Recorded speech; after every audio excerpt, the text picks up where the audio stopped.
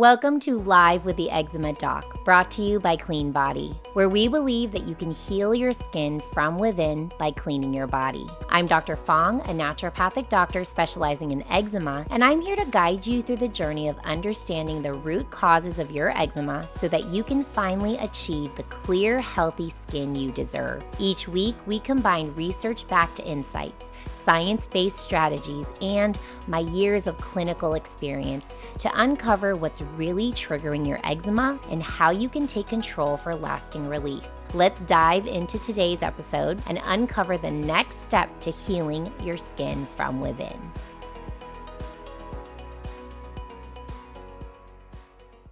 Is your heater triggering your eczema this winter? This is a topic I want to dive into because it is something that has happened to me very recently. Since it has been getting cold, we have been turning our heater system on, our HVAC system, and all of a sudden I started to wake up congested, I was sneezing, and I did not have to guess what was going on here because it is something that I know about, and I would love to share this information with you because it might be something you don't know about. So let's talk about HVAC systems today, about turning on your heater, and even during other months, you might be turning on that air conditioner or the fan, and how this can affect your eczema. How can this affect, inflammation and allergies? And let's dive into it today. So, all right. So what is an HVAC system? Well, HVAC stands for heating, ventilation, and air conditioning. I want you to think of your HVAC system like the lungs of your home. The HVAC system regulates the temperature, it filters the air and circulates the air around, and really helps maintain indoor comfort from a temperature point of view and from an air circulation point of view. Now, when does the HVAC actually circulate the air? Well, there's a couple of different ways that your HVAC system can circulate the air. One, if you turn on the heater. Okay, so that's why I really want to have this conversation before it starts to get really cold. As you guys are turning those heaters on, this is something to really consider. When you are turning on the air conditioner, if you do have this in your HVAC system, this can also be another time. So again, this could be actually during the summer times that you're turning on the air conditioner. If you're turning on the fan, this might not be during certain seasons, but you're turning on the fan. And some HVAC systems actually have continuous circulation on. And so this is something that you should know about, and you should know that this air is circulating all the time. And we are inhaling this air. We are literally inhaling this air every second of every day. And the air in our homes it's so toxic. And the HVAC system is one of the reasons why we see such toxicities in the air. So let's go into it a little bit more. What are those hidden culprits that could be hidden in your HVAC system? And why does this matter for eczema, allergies, and other inflammatory conditions? Well, there could be dust mites in your HVAC system. A lot of eczema people have allergies to dust mites. If you have allergies, if you have, respiratory symptoms, even asthma, dust mites could be a big culprit. And of course, we're doing our best to clean the dust mites in our homes, vacuuming, etc. And you might be thinking, oh, I'm doing a great job cleaning all the dust mites. But you might not be thinking about this HVAC system. So those dust mites thrive in a warm and closed space, and that includes your HVAC ducts and those filters, okay? So research published in the Journal of Allergy and Clinical Immunology has shown that high indoor concentrations of allergens like dust mites are associated with greater sensitization, more allergy, especially in children, and this can relate to eczema and other type inflammatory type condition. Now, mold, and I know I talk about mold a lot. Well, this is because mold is a big deal for those with eczema, those with inflammatory conditions. And what happens in the HVAC system is moisture from condensation or even leaks in the HVAC systems can create an ideal environment for mold growth. And this can also happen on duct surfaces, in the fiberglass insulation, or even the vents. So you want to check those vents and just kind of see if there's dust and other mold that might be growing in those areas. And as we talk about a lot, and I mentioned even in, I think last week or the week before session, A 2016 study showed that children living in homes with visible mold had a 55% increased risk of developing eczema. And even prenatal mold exposure has been shown to really increase the risk of atopic dermatitis or eczema in the children of the women being exposed to the mold prenatally. So this is something you guys really should think about. And you might be thinking about mold only, where can I see the mold? You're thinking about, my windows and my bathrooms and things like that. And sometimes we are not thinking about our HVAC system. So this is something I really want you to think about. And the next hidden culprit are called VOCs. This stands for volatile organic compounds. These are chemicals that are emitted from household products like cleaning agents and paints and building materials. And actually mold releases VOCs as well too. And these can circulate through the home in the HVAC system. And unfortunately, if you have a very poorly ventilated space, really the HVAC system can actually harbor these toxins and keep recirculating them through the system. So make sure that you are ventilating your space first off. And secondarily, we need to make sure that we clean up these vents. Now, a study published in the Journal of Clinical Investigation shows that environmental exposures such as VOCs can influence allergic diseases like atopic eczema. And they do this by promoting oxidative stress and initiating those pro-inflammatory responses. Because remember, eczema is really inflammation. What we're seeing is inflammation on the skin. So what is causing that is the question. And often in conventional medicine, we're really only thinking about silencing those symptoms. What medications can we take to just silence those symptoms? And we're not always thinking about what's actually triggering those symptoms to happen. So VOCs is another one on the list that might be a hidden culprit in your HVAC system. So we know about pet dander and pollen. These are obvious allergens. But unfortunately, again, if you have not cleaned your HVAC system, these can be circulating in that HVAC system, hanging out there.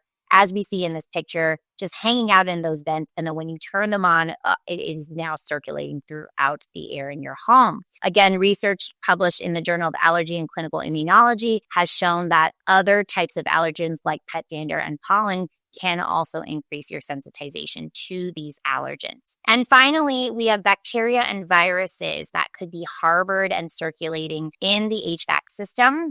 A 2021 study analyzed samples from HVAC systems in 2 university buildings, and they identified diverse bacterial communities that are pathogenic, and they had found 350 associations between bacterial communities and pathogenic or antibiotic resistant genes. This can highlight, how important it is when you are exposed to these pathogens, how it can actually affect public health, how it can affect our resistance to those pathogens as well, when we get exposed to them. So this can be really important. And all of these are culprits that might just be hanging out in your HVAC and you don't know about it. Maybe you've never even thought about cleaning your HVAC system. So let's talk about that now. How can we take the steps to improve indoor air quality and protect your skin, protect your allergies, and any inflammatory conditions you might be having? So we do recommend that you replace the HEPA filters that are in your HVAC system, replace them every 1 to 3 months. You want to schedule that duct cleaning every year, and we'll talk about that further in terms of what might kind of initiate you, saying, let me go get my HVAC system cleaned. I would say you can base that off of symptoms, but you can also just do it once a year. And I have now committed to cleaning my HVAC every September because I know where I live. Every October, end of October, it starts to get a little bit cold, early November. So if I remember to clean my HVAC system every September, then I will be set for this winter and the cold season that's coming up. You want to inspect your HVAC system for mold and leaks, and you can see these visibly sometimes. But then again, sometimes you do need a professional to come out and check it out. If your home is very humid, this can also cause more mold growth. So you want to maintain an indoor humidity between 30 and 50%. And, for an eczema person, sometimes having a little bit more of a humid environment can be better. So for an eczema person, you might want to stick around 50% for the air humidity. But, there's this delicate balance between having enough humidity in the air and also not allowing for mold to grow in the home. So I would say 50% for an eczema person is a good target. You can actually go on Amazon and just buy a humidifier machine that will actually check the humidities in the air in your home. And so that's something that you can do, and they're quite inexpensive. If you have any condensation issues, so I had a problem with my windows. Our windows didn't have a really good seal, and so there was a lot of condensation that was always coming up, and then mold was actually growing. So we ended up replacing all those windows and getting a really good seal. But there can be this problem in your HVAC system as well. So make sure that you check on that. You can have a professional check on this for you. All right. Reducing dust mites and allergens in your home in general is really important because that is where all the dust mites and the allergens are coming from in the first place. So if you make sure you reduce that in your home overall, then your HVAC system won't have as many of these allergens. You want to make sure that you're vacuuming with HEPA filters. And you want to vacuum everything from your carpets to your furniture, even your mattresses, even your pillows and all of that. You want to vacuum up all of those dust mites. So on my product recommendations in the link in the description or in my bio, you will see that we have vacuums for your mattresses, and these are designed to vacuum dust mites and other things that could be harbored in your mattresses and your furniture. Okay. I do want you to wash your bedding weekly as well. This is really important. Use hot water to make sure to kill those dust mites. And you can also use special laundry detergents that will kill and denature those allergens. And then I love using a steamer as well. So you can use a vacuum to vacuum up those dust mites. But if you buy a steamer, again, this is also my product recommendations, you can also steam those dust mites, steam the allergens, and that heat actually breaks up and denatures those allergens as well, so that aren't causing problems for you. So making sure that you're maintaining a very low allergen, low dust mite environment can be important. All right, you want to purify the air. So there's two things you want to think about. You want to get an air purifier that has a HEPA filter, and this will make sure to reduce those airborne contaminants, mold spores, VOCs, dust mites, etc.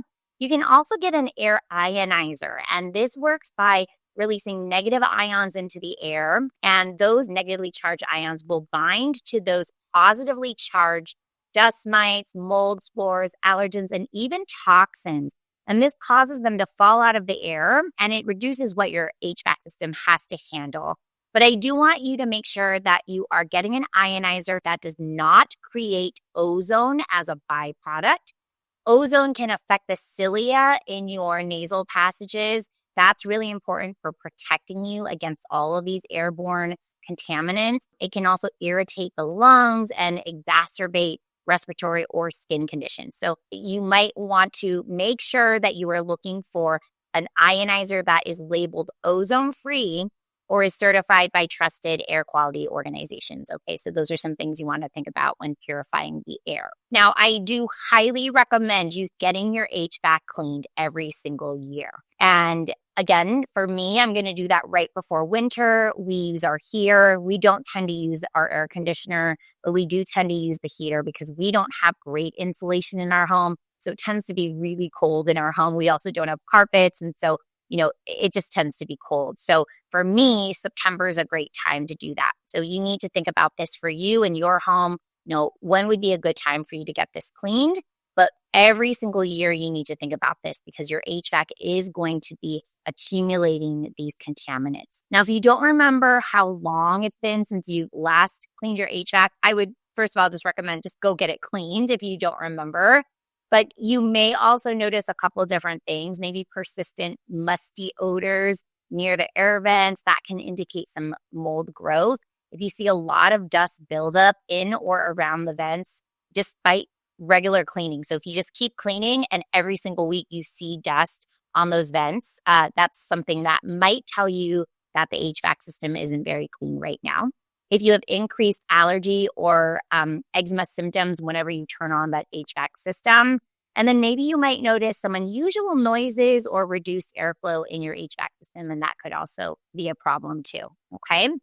So at Clean Body, we really focus on cleaning your body to get rid of all of the burdens on your system. because we believe that those burdens are what's actually triggering the inflammation and causing the eczema. And one of the things that we also need to focus on when thinking about the burdens on your system is the environmental burdens. So today we're talking about air. And air, if you think about the things we put in our body, we put into our body air, we put in water, we put in food. And those are the things, sunlight, those are the things that power us up and give us energy. Now, think about you breathing in all this air and there being so many toxins and allergens in that air. So unfortunately, those are our homes, and we need to do the best we can to make sure that the air is really clean. So I hope that you follow these recommendations. If you haven't gotten your HVAC system cleaned in a while, make sure to go call an HVAC specialist now and get that air cleaned, okay? Thank you for joining live with the Eczema Doc. I hope today's episode provided you with valuable insights and tools to support your journey to healing your skin from within. For more information, visit www.cleanbody.health or check the links in the podcast description. You'll find the studies and resources discussed today on my blog. You can also take my free eczema root cause assessment to uncover potential triggers, or download my free eczema relief guide for quick, practical tips to calm flare-ups and help with your sleep. If you found this episode helpful, please remember to like, subscribe, and share the podcast to help others on their healing journey. And if you'd like to stay updated with future episodes, please turn on your notifications so you don't miss a thing. Please remember this podcast is for informational purposes only and does not constitute medical advice. Always consult with your healthcare provider or book a consultation with me before making any changes to your healthcare regimen. Use the code LIVE30 to enjoy 30% off as a thank you for tuning in. When you clean your body, you heal your skin from within. Thank you again for listening, and I'll see you next week.